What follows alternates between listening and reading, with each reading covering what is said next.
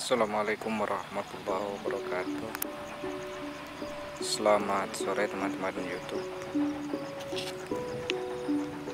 Sore ini kita tepat berada di tempat yang akan dijadikan main road Jalan Tol Cisumdawu seksi 5. Baik. Sore ini kita akan mengamati titik pertemuan di mana Jalan Tol Cisumdawu seksi 5A dan seksi 5B ini bertemu. Nah, titik temunya itu berada tepat di sebelah utara Desa Cacaban, Kecamatan Congyang.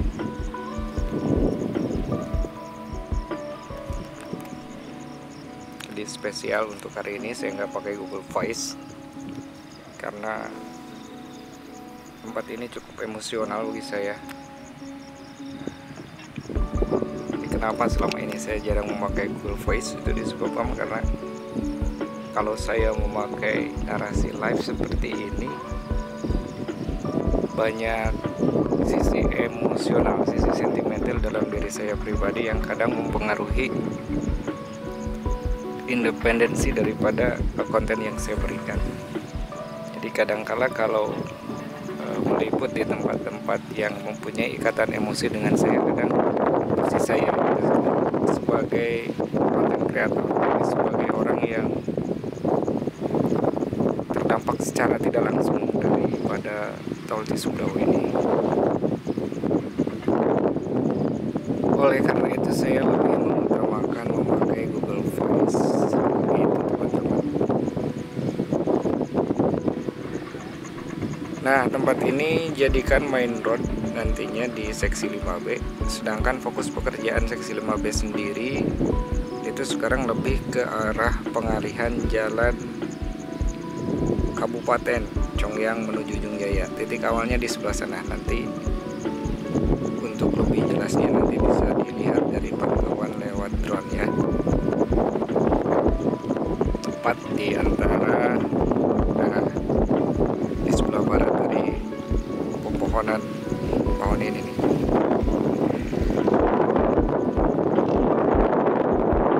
Relokasi jalan warga sekarang menjadi prioritas karena jalan Congyang menuju Ujung Jaya itu sepanjang 3,6 km dari Cacaban menuju Banas Panten itu nantinya tepat menjadi main roadnya. Jadi sebelum menggarap main road di area ini, pihak Girdar Indonesia yang menggarap di seksi 5B ini lebih memprioritaskan terlebih dahulu relokasi untuk jalan kabupaten tersebut. Begitu teman-teman. Sorry, minum dulu. Nah, kalau untuk penggarapan main roadnya sebetulnya sudah digarap. 5B itu penggarapan jalan utamanya itu dimulai dari sebelah barat Simpang Susun Ujung Jaya. Jadi maju ke arah barat. Jadi sebagian sudah di rigid pavement atau sudah dilakukan pemetonan di sebelah barat Simpang Susun Ujung Jaya tersebut. Berlanjut sampai ke titik di depan sana tadi di pas pemakaman umum ya Desa Cacaban, itu yang sekarang menjadi main road pertemuan antara seksi 5B dengan seksi 5A. Karena 5A sendiri digarapnya oleh PT Adikarya.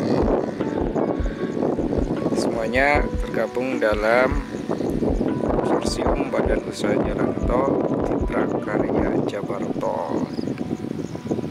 Yang komisaris utamanya tidak lain dan tidak bukan salah satu pengusaha tersukses jalan tol, Bapak Muhammad Yusuf Hamka.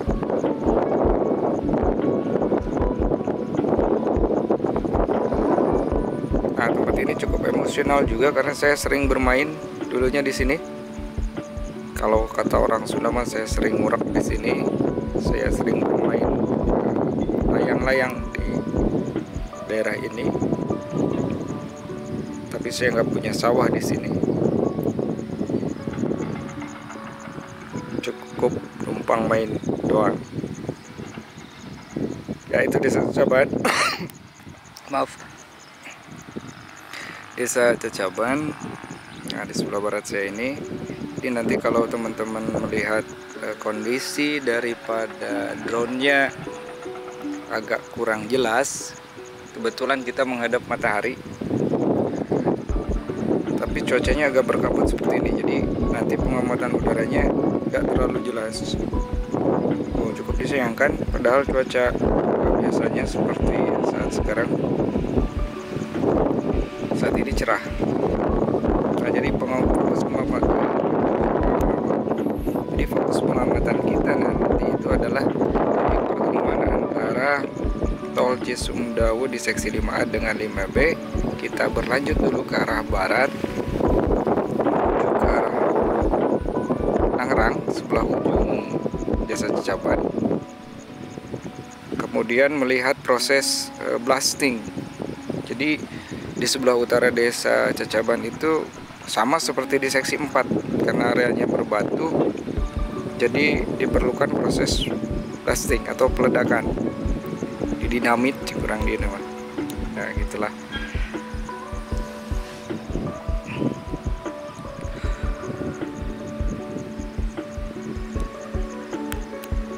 Setelah berlanjut nanti kita melihat kembali lagi melihat perkembangan jalan baru yang sekarang masih terdengar sayup-sayup kendaraan alat berat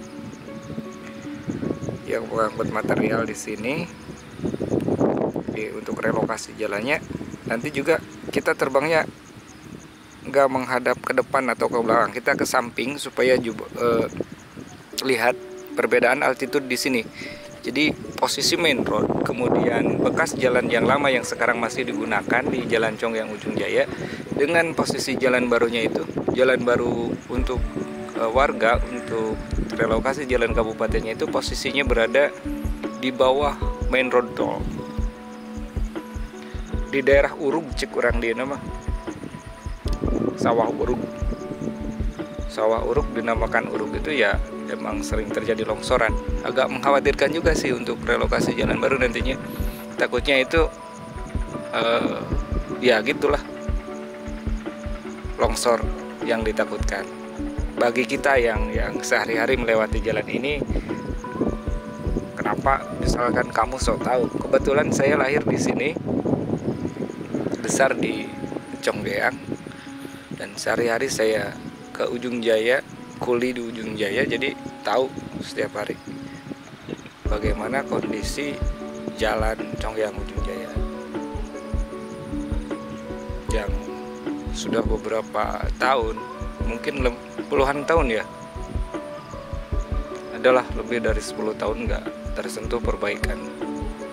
Dalihnya itu yaitu bersinggungan langsung dengan jalan tol ini. Jadi sebetulnya harapan terbaik kita itu untuk menikmati jalan yang bagus itu ya keberadaan tol ini sebetulnya. Alhamdulillah sekarang sudah digarap. Yang belumnya itu di titik tanjakan School, kalau orang sini bilang tanjakan School. Ada yang bilang juga ini itu dinamakan dengan tanjakan Kadongdong ya teman-teman.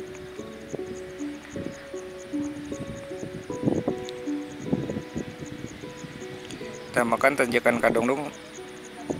Saya juga nggak tahu tuh legendarina gimana ya. Yang cukup rawan sih tanjakannya, juga banyak korban jiwa dulu. Padahal pendek gitu tanjakan. Tapi orang sini lah tahulah pasti bagaimana curamnya tanjakan tersebut.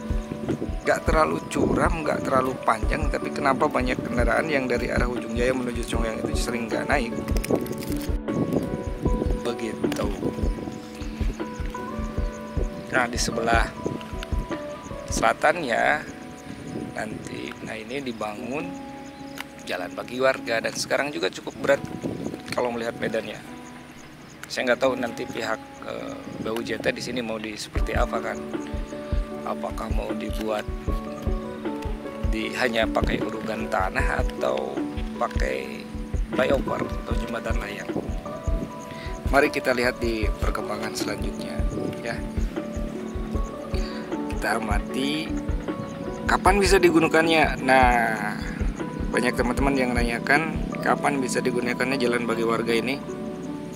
Kalau hasil obrolan dengan teman-teman dari Girder, kebetulan sekali salah satu Girder supervisornya itu orang sini, orang Cikeresek, Kecamatan Bawah 2, dan istrinya orang Ujung Jaya. Saya nggak bisa sebut namanya karena belum mohon izin kepada beliau. Nah, beliau mengatakan bahwa untuk sementara mungkin jalannya warga itu bisa digunakan sebagian sebelum Lebaran, nggak seluruhnya, karena medannya tadi cukup berat kalau untuk di sebelah selatan daripada jalan ini, jalan warga ini. Tapi mudah-mudahan bisa selesai sih. Jadi sementara dialihkan, mungkin ini dugaan saya itu dialihkan dari setelah Dusun Benas Banten di Desa Wawakan Asem, bisa belok kalau dari arah Ujung Jaya menuju Congkayang, bisa belok kiri masuk ke jalan yang baru, kemudian naik lagi ke jalan lamanya di pas warung ya, sebelum tanjakan Kadongdong tadi. Karena ada lihat sepertinya disambungkan di sana. Untuk sementara hasil obrolannya seperti itu, nanti bisa digunakan mudah-mudahan sebelum Lebaran tahun sekarang begitu ya. Karena target, kalau melihat target realisasi konstruksi seluruh jalan tol ini di kanal YouTube Pak Helmi Yahya, yaitu Pak Yusuf Hamka sebagai komisaris utamanya, itu mengatakan targetnya, komitmen beliau terhadap Pak Menteri PUPR dan juga Pak Presiden, beliau mengatakan bahwa target selesai konstruksinya itu seluruhnya di tanggal 17 Agustus tahun 2022 ini ya. Semoga saja terrealisasi ya, supaya jalan tol ini nggak hanya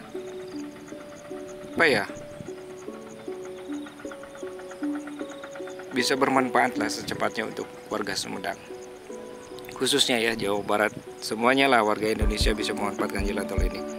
Karena supporting system Jalan Sisumdawu itu mendukung keberadaan Aerocity Kertajati ya. Jadi kalau belum jadi tolnya ya, bandaranya bakal tetap sepi seperti sekarang ya, karena mempersingkat waktu yang cukup signifikan. Jadi jarak tempuh dari Bandung menuju bandara itu sekitar 1 jam. Kalau sekarang bisa ditempuh jalan darat itu 3-4 jam. Tapi alhamdulillahnya juga seksi 1 sekarang sudah beroperasi. Jadi teman-teman yang dari Cileunyi menghindari macet di Pasar Tanjung Sari bisa menggunakan jalan tol seksi 1 tersebut. Oke, itu saja untuk kita kali ini. Tetap dukung channel YouTube ini supaya cepat berkembang, supaya bisa tetap menyajikan informasi perihal jalan tol Cisumdawu. Ya, hari ini saya pencet dulu Google Voice-nya, saya gantikan narasinya secara langsung oleh saya di tempat yang cukup emosional bagi saya sendiri. Nah, kenapa saya nggak berani lagi terbang di atas makam Desa Cecaban, karena tadi lah ada sisi emosional bagi saya yang kadang mempengaruhi netralitas daripada isi konten ini. Jadi kenapa saya selalu menggunakan Google Voice as my assistant? Because personally, secara personalnya saya sering terpengaruhi emosional. Jadi kadang nggak netral nih, saya terlalu berpihak kepada warga. Sedangkan konten berita itu harus bersifat di tengah-tengah ya, sebagai jembatan antara pihak BUJT dengan kita sebagai yang akan memanfaatkan. Oke, terima kasih. Selamat sore teman-teman semua. Sudah mulai banyak semut. yang menggembrong kaki saya. Nih gembrong apaan gembrong. Sampai jumpa di video selanjutnya. Don't forget to like, comment, and subscribe. So wassalamualaikum warahmatullahi wabarakatuh.